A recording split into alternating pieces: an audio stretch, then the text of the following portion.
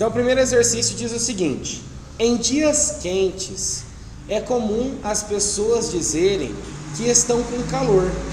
Conceitualmente essa frase ela está incorreta, porque calor é diferente de temperatura. Antes de ler as premissas, a gente já tem que lembrar qual que é essa diferença. Temperatura é uma grandeza física que está diretamente associada ao grau de agitação dos átomos ou partículas que constituem o corpo. E quando eu falo de calor, calor é energia térmica em movimento. E essa energia térmica em movimento, ela sempre flui do corpo de maior temperatura para o corpo de menor temperatura. Tudo bem? Então, temperatura diretamente relacionada ao grau de agitação. Calor, energia térmica em movimento, sempre do corpo mais quente para o corpo mais frio. Logo, se eu tiver dois corpos com a mesma temperatura, não vou ter fluxo de calor. Tudo bem? Diante disso, vamos ler as alternativas. Sobre as grandezas físicas relacionadas à termologia e à calorimetria, considere as afirmativas a seguir. Então, vamos lá. Dessas premissas, as unidades de medida tanto de energia térmica quanto de calor são em joule e em caloria. Correto? Essa é uma premissa verdadeira, porque eu acabei de falar que calor é uma energia térmica. Então a gente tem essa equivalência entre as unidades. Tudo bem quanto a isso? Outra afirmativa muito importante para a gente analisar é que essa unidade é joule. Joule é unidade de energia. Posso falar de energia cinética. Isso é muito importante, porque isso também vai ser cobrado de vocês. Energia cinética, energia potencial gravitacional, energia potencial elástica, energia como calor, tudo isso é dado em joule. Mas, usualmente, nós também temos a unidade de caloria, que também é uma quantidade de energia. Quando a gente come alguma coisa, geralmente vem lá no valor nutricional. Isso vale tantos cacau. O que significa esse cacau? Quilocaloria. Quilo, 1000 e aqui quantidade de calorias. Então essa primeira premissa é verdadeira. Com isso eu já vou para as alternativas. Aí está errada. Eu tenho que fazer essa estratégia. Se eu for ter que chutar, agora só tem ABC. Aí eu vou ler a segunda premissa. O que diz a nossa segunda premissa? Olha só. Calor é um processo de transferência de energia ocasionado pela diferença de temperatura? Correto, é justamente a explicação de calor que eu acabei de dar para vocês. Não é igual a temperatura e tem essa definição. Então a 2 está certa. Se a 2 está certa, essa premissa aqui vai estar correta? Essa premissa vai estar correta? Então qual que é a alternativa correta? Eu tive que ler a 3 e a 4? Então tá vendo como que é importante fazer essa estratégia? Então vamos ver, por que a 3 está errada? Energia térmica é o grau de agitação? O que é o grau de agitação? Temperatura e não energia térmica. Então essa premissa realmente ela é falsa. E a quarta, temperatura corresponde ao total de energia cinética das partículas de um corpo? Não, ela está relacionada ao grau de agitação, mas não obrigatoriamente à energia cinética delas, tudo bem? Então essa premissa aqui também é uma premissa falsa. Tudo bem até aqui, pessoal? Deu para entender? Então vamos lá, esse próximo exercício diz o seguinte: o desenvolvimento das máquinas térmicas foi o grande impulso para a Revolução Industrial ocorrida inicialmente na Inglaterra entre o fim do século XVIII e começo do século XIX. Os refrigeradores, por sua vez, proporcionaram uma grande melhoria na qualidade de vida das pessoas sob diversos aspectos, como na conservação dos alimentos e para deixar os ambientes quentes mais agradáveis. O funcionamento básico desses equipamentos encontra-se esquematizado nas figuras a seguir. Então olha só o que eu tenho que saber ler isso aqui. Eu tenho fonte quente e eu tenho fonte fria.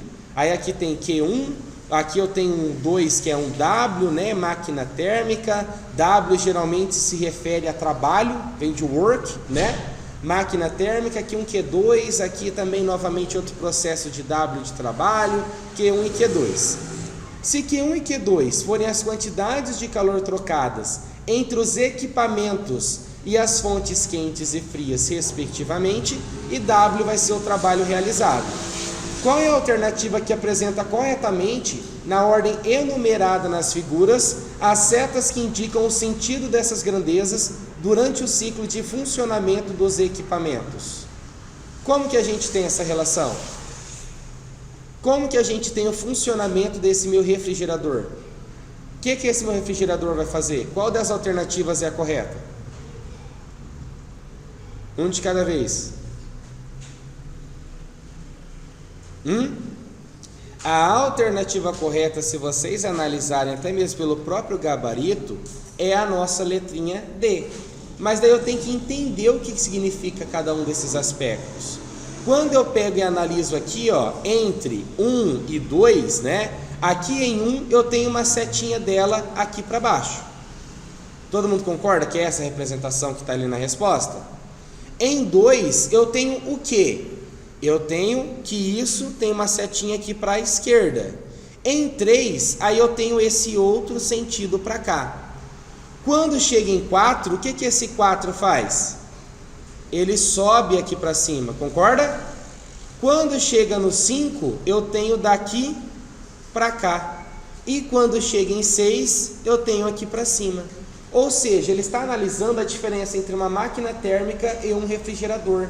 O que é o objetivo da minha máquina térmica? Eu transformar energia térmica em trabalho. E como que eu faço isso? Vamos pensar, o que é uma máquina térmica que a gente teve na Revolução Industrial? Não era, por exemplo, as locomotivas a vapor? As locomotivas a vapor precisavam do que para entrar em funcionamento? Carvão? Eu pegava e jogava lá carvão na fornalha. O que eu conseguia fornecer? Uma fonte térmica. Essa fonte térmica gerava o vapor. Esse vapor, então, a fonte quente mandava energia térmica para a minha máquina térmica, e essa minha máquina térmica conseguia realizar trabalho. Por isso que a setinha é para cá.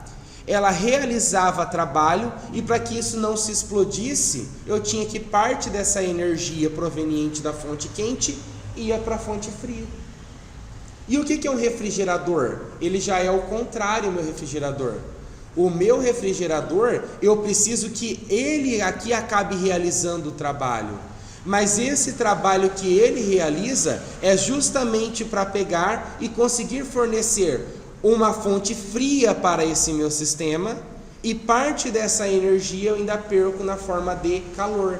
Então ele é o inverso da minha máquina térmica. Máquina térmica pega calor, gera um trabalho, seja para movimento alguma coisa, o restante vai para a fonte fria. Por que sempre eu preciso da fonte quente e da fonte fria? Lembra que a propagação de calor sempre é do corpo de maior temperatura para o de menor temperatura? Então qual que é o fluxo natural? Não é do quente para o frio? Todo mundo concorda que é do quente para o frio? Vou resumir bem, presta atenção. Qual que é o sentido natural da energia térmica? Do quente para o frio. Então olha só, está vindo do quente para o frio. E parte dessa energia minha máquina térmica usa para executar trabalho, fazer um movimento, por exemplo. O que é algo não natural? O meu calor ir do frio pro quente. E como que eu consigo ir do frio pro quente? Quando eu uso daí uma máquina, um refrigerador, que ele realiza trabalho justamente como? Por exemplo, colocando o ar-condicionado na tomada, colocando a geladeira na tomada. Então, a partir disso que ela consegue fazer esse caminho inverso. Por isso que a alternativa correta é a letrinha D. Esse enunciado ele serve para as questões de 12 a 15, né? Uma bola é abandonada de uma altura H, né?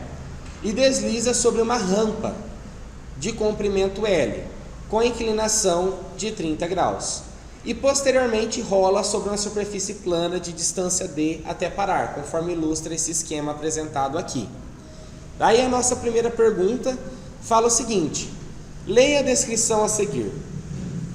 Sobre o ponto de vista da lei de conservação da energia, entre os pontos A e C, pode-se afirmar que a energia qual? Foi convertida na energia qual? Primeira coisa que a gente tem que analisar, entre os pontos A e C, aonde que está o meu pontinho A, pessoal? Aqui em cima? E ele não fala que inicialmente a velocidade é zero? Se a velocidade é zero, ele tem energia cinética? Qual que é a única energia que ele tem nesse ponto? Energia potencial gravitacional. E o outro ponto que ele compara é aqui nesse ponto C. Nesse ponto C tem altura? Se não tem altura, tem energia potencial gravitacional? Só tem energia cinética. Então, será que com isso eu já consigo completar aqui?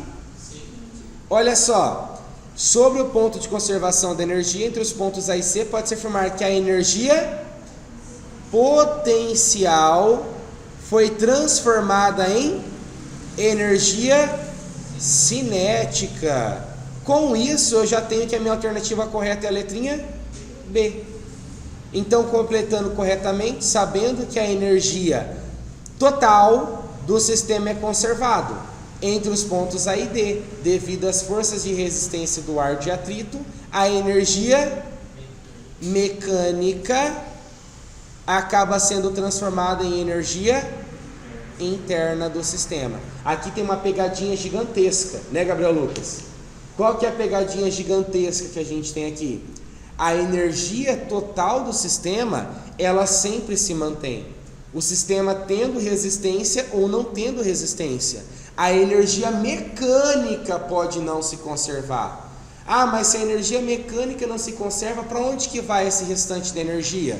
Perde, por exemplo, na forma de energia térmica.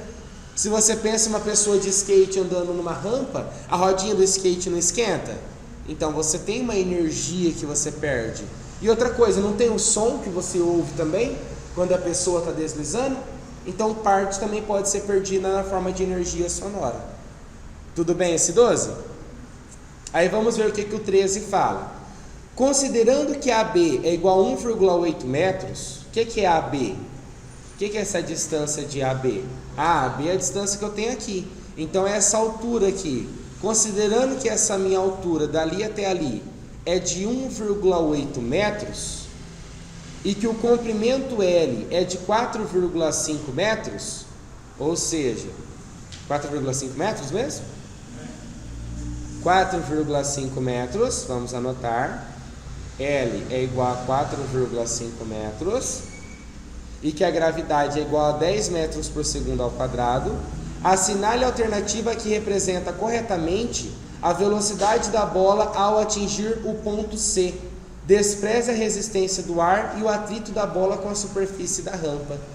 Como é um sistema ali conservativo, a gente não tem que toda a energia potencial gravitacional é transformada em energia cinética? Mas essa altura aí que eu te pergunto, essa altura que eu tenho é a altura total? Não é a altura só desse ponto daqui até aqui? Então também tem que descobrir quanto que vale essa altura X aqui. Como que eu consigo fazer isso? O que eu tenho de relações trigonométricas? Porque aqui eu formo um triângulo, não formo?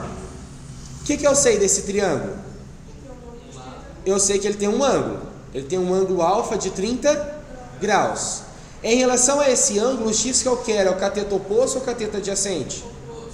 Então eu tenho o cateto oposto. Quanto que vale o cateto oposto?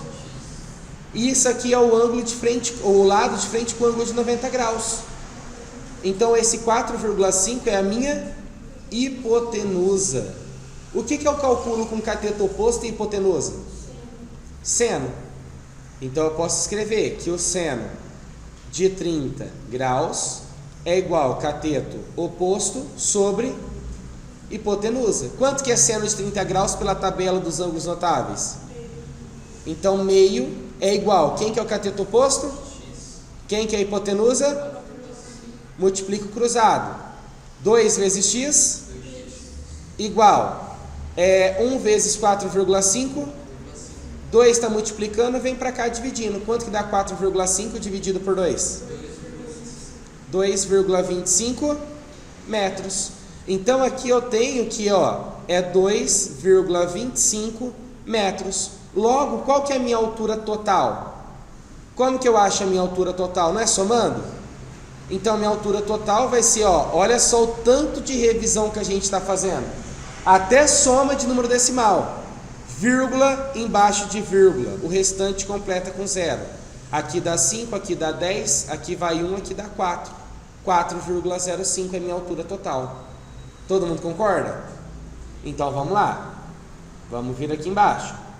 Então eu vou igualar agora a minha energia potencial gravitacional à minha energia cinética, porque ela vai ser convertida, não é? qual que é a equação da energia potencial gravitacional? mg h. E da energia cinética? mv² sobre 2. O que eu posso fazer com a massa de cada lado? Cortar. E isso vai ser cobrado de vocês. Quanto que é a gravidade? Qual que é a altura total? Eu esqueci. 4,05. Então 4,05, né? Igual, a velocidade é o que eu quero, ao quadrado dividido por 2. 10 vezes 4,05, 40,5. Igual a v² sobre 2. Multiplico cruzado. v² vezes 1. 40,5 vezes 2. 88. Então 88. O que eu faço para tirar o quadrado? Raiz de 81. Melhor ainda, né? Exatamente. Então, quanto que é raiz de 81? 9 metros por alternativa correta, letra B. Se você parar para pensar, é um exercício longo pra caramba, mas apenas com relações simples, realmente de nono e de primeiro ano. Calcular o seno de um ângulo e igualar esses conteúdos que a gente já trabalhou em sala. Concordam? Vamos agora para 14. A 14 ainda depende dessa questão? Sim, ela é até a 15. Então a 14 diz o seguinte: entre os pontos C e D, onde eu tenho o ponto C e D?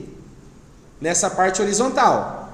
Daqui até aqui, na verdade, né? Tudo bem? Beleza, cientista? Então vamos lá. Entre os pontos C e D, a bola rola sobre a superfície plana por uma distância D até parar. Assinale a alternativa que apresenta corretamente a explicação desse fenômeno. Como que isso é possível? A aceleração da gravidade empurra a bola contra a superfície plana, o que resulta na força-peso, que faz a bola parar depois de certo intervalo de tempo. É por culpa da força-peso que ela vai parar? Não. Quando que ela pararia?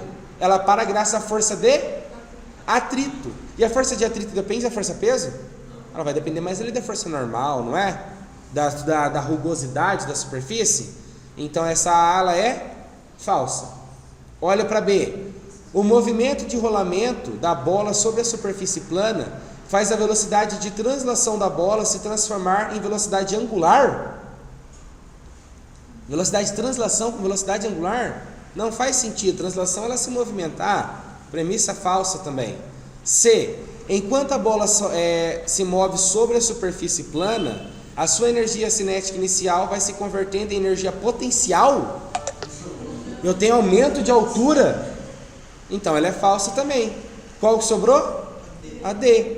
Existe atrito entre a bola e a superfície plana, de modo que a força de atrito atuará contrária ao movimento da bola, que faz com que a velocidade linear da bola vá diminuindo até zero. Muito fácil entender que essa é a alternativa correta.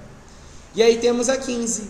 Assinale a alternativa que apresenta corretamente o gráfico que apresenta a variação da velocidade ao longo do tempo, desde o início da queda da bola até ela parar. Inicialmente ela não tem uma queda livre? Vocês concordam que ela tem uma queda livre?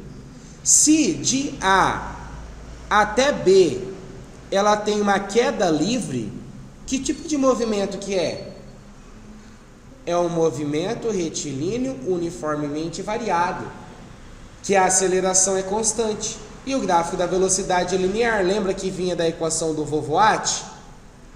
Que é uma função do primeiro grau? Como que é o gráfico de uma função do primeiro grau? Uma reta.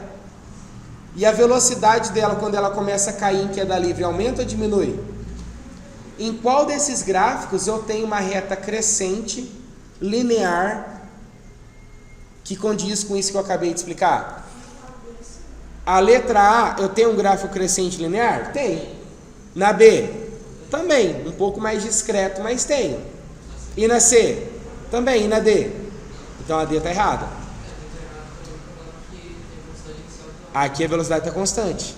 Então está errada, né? Aí, do ponto B até C, o que eu tenho? Ela descendo por um plano inclinado? Se ela está descendo para o plano inclinado, a velocidade dela continua aumentando. Mas continua aumentando de que forma? É isso que eu tenho que tentar entender e analisar. Ela continua aumentando de uma forma maior ou já é mais discreto, porque ela tem o atrito com o plano? Mais discreto. Então vai ser esse aqui da letra B? Vai ser esse da letra C, que a velocidade está diminuindo? Não. Então a alternativa correta é a letrinha A. E de C até D, a minha velocidade ela diminui. Continua sendo um movimento uniformemente variado, só que agora é um movimento retardado. Até que a velocidade chega em 0. Então essa é a nossa alternativa correta. A ciência sobre a esfericidade da Terra é mais antiga do que parece. O grego Erastóstenes, nascido em 276 a.C., não apenas supôs que a Terra era uma esfera, como mediu a circunferência do planeta sem contar com tecnologia alguma. Assinale a alternativa que apresenta correta e aproximadamente o valor do raio da Terra, escrito em notação científica, pessoal. Outra coisa muito importante para vocês que vão fazer a prova, né? E no Sistema Internacional de Unidades.